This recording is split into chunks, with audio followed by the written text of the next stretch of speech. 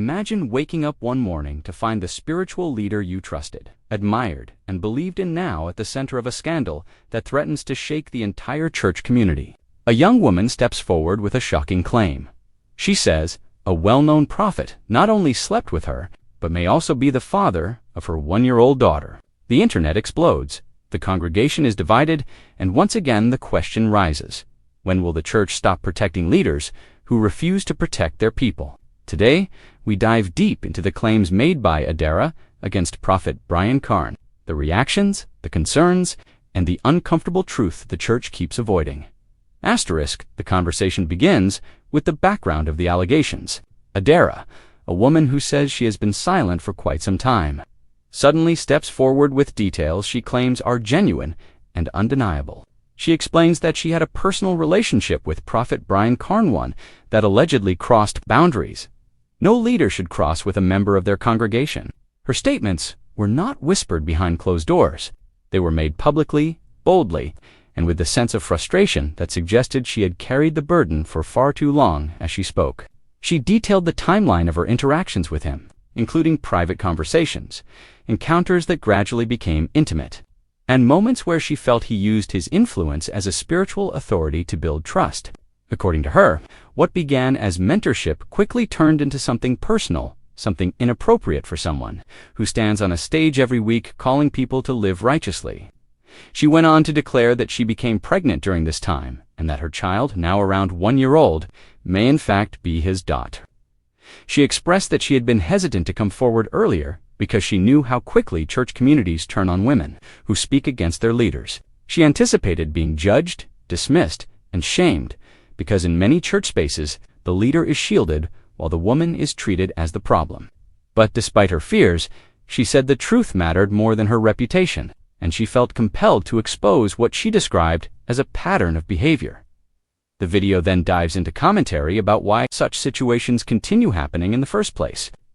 There is a recurring theme in many churches where some leaders are placed on pedestals, so high that holding them accountable feels like attacking God himself. Because followers believe their leaders are anointed, they often ignore or excuse the questionable behavior that occurs behind the scenes. This culture of silence creates an environment where women who speak out are routinely discredited, or viewed as threats to the ministry instead of humans seeking justice. Creator of the video emphasizes that this is not the first time the community has witnessed allegations against religious leaders. Time and time again, accusations arise, sometimes involving manipulation, sexual misconduct, emotional exploitation, or even financial abuse. Yet the pattern remains consistent.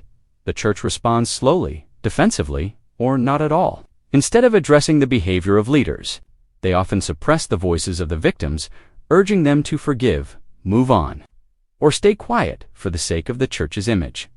As the narrative continues, attention turns back to Prophet Brian Carn. His name carries weight within certain Christian circles. He is known for his prophetic giftings, his dynamic preaching, and his large following. Because of this influence, the allegations hit even harder. Many of his followers immediately dismissed the claims, convinced that anyone speaking against their prophet must be motivated by jealousy, revenge, or demonic influence. Meanwhile, others expressed concern, saying that even if the claims were false, they still deserved to be investigated and taken seriously. Spiritual leaders should always be held to the highest standard.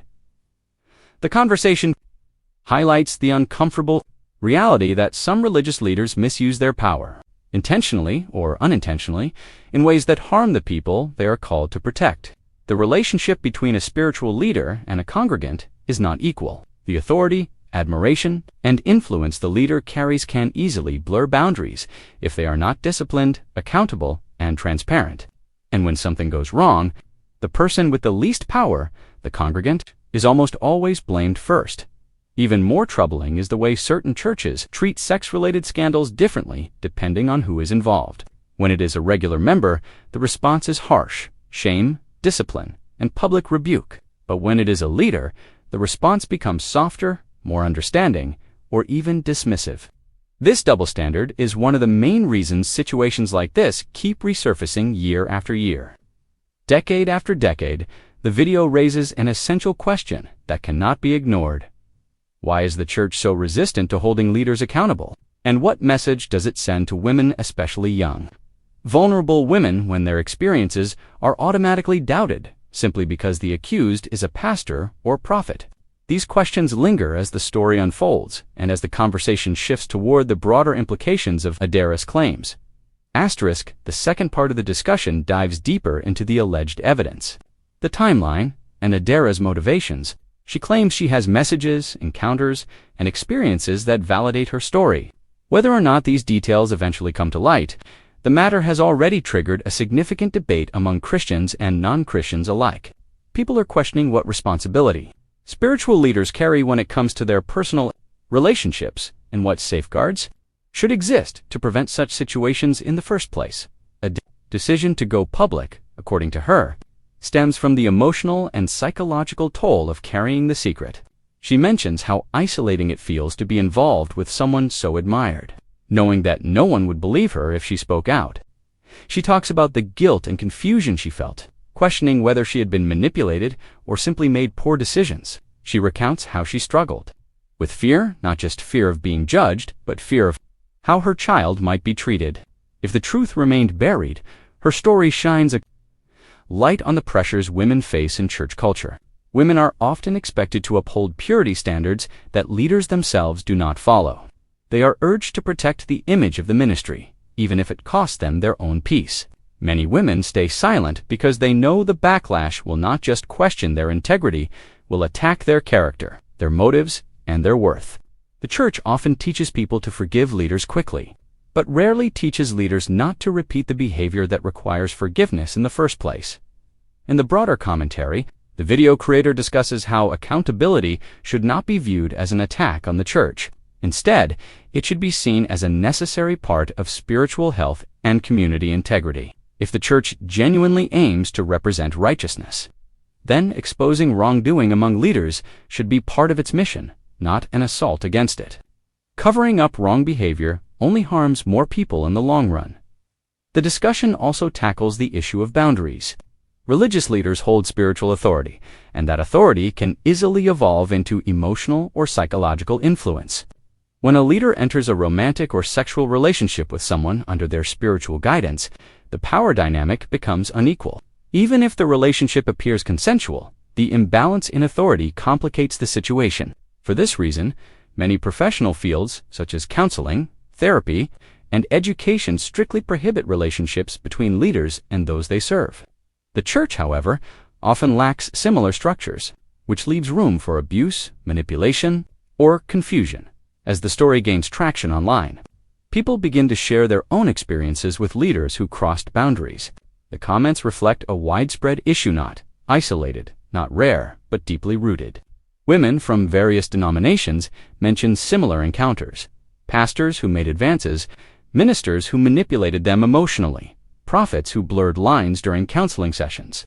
These shared narratives amplify the urgency of addressing the problem, rather than dismissing it as a single incident. The video creator emphasizes that coming forward does not make someone anti-church. In fact, sometimes speaking up is an act of love for the church community. Silence enables harm.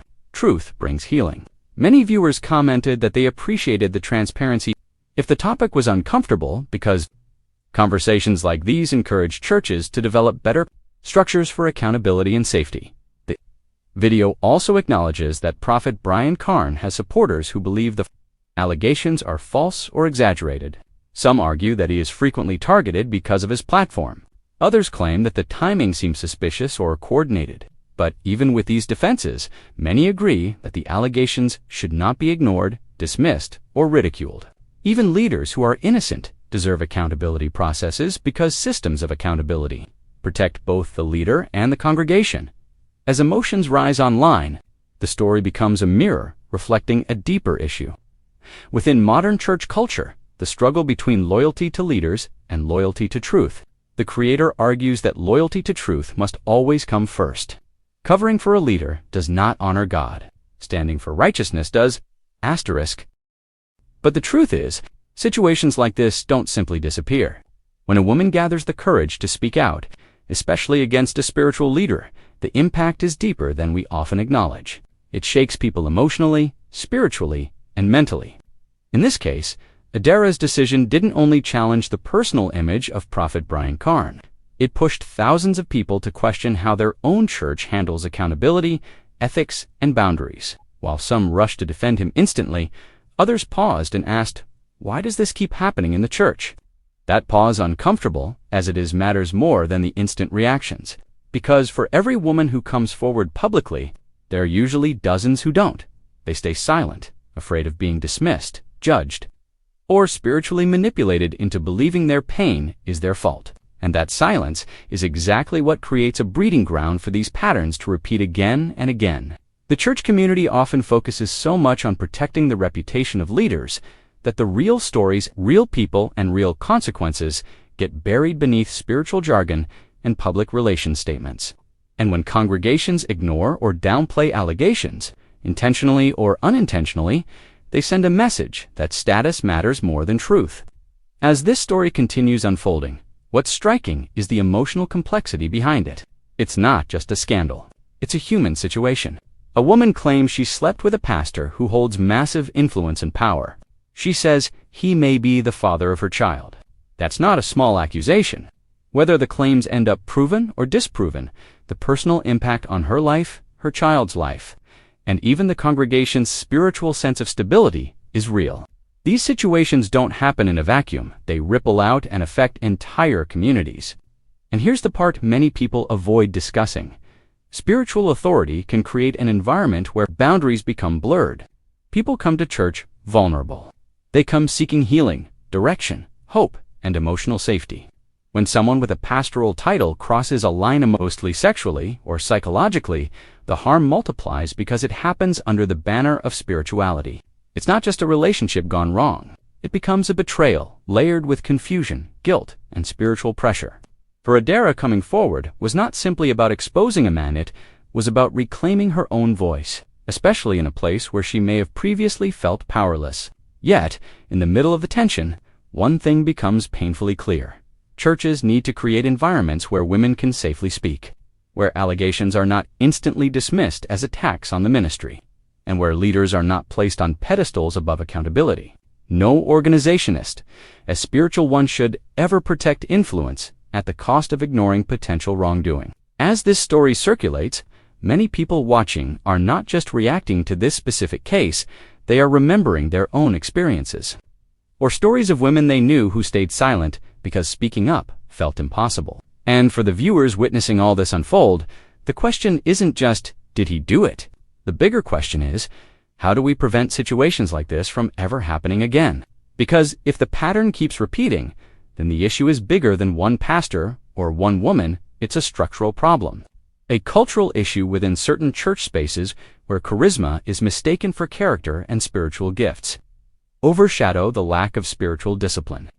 What this moment demands is not blind defense nor instant condemnation, but discernment. It demands that people learn to separate their admiration for a leader's preaching or prophetic gifting from the necessity of holding them responsible for their actions. You can appreciate someone's ministry while still expecting them to live according to the standards they teach. Accountability does not cancel ministry. Lack of accountability destroys it. As the conversation continues online, and as more people weigh in with opinions, reactions, anger, support, or disbelief, it becomes increasingly important to remember the human dimension behind it. Someone's life is affected. A child may be affected. A community's trust is affected. And the credibility of spiritual spaces is affected. Sometimes the most powerful step is simply being willing to listen without instantly taking sides, without shutting down the possibility of truth because it feels uncomfortable. This story may continue evolving, and new information will likely surface. But one thing is certain: silence and secrecy have never solved anything. Honest conversations, even when painful, are the first step toward healing. And maybe, just maybe, this current moment will push people to demand better from those they follow, because spiritual leadership is a privilege, not a shield from responsibility.